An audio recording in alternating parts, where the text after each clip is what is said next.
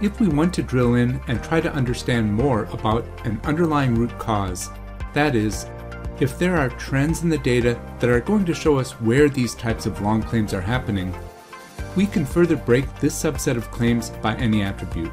This will allow us to see if these delays are related to a particular type of claim, or if there may be a human element involved, for instance, an agent or adjuster who is most commonly handling these longer claims.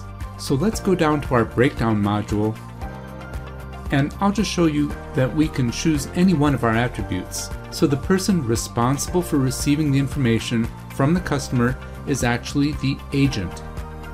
So let's break this down by the agent.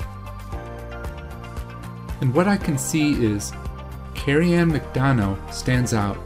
She's accountable for almost 40%, or 712 of the 1,942 longer cases.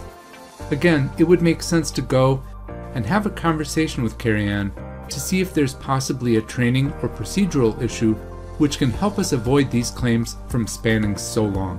What I can do if I want to drill even further into this is click on Carrie Ann's name, apply her as a filter, and drill into the exact timelines or claims that she's been associated with.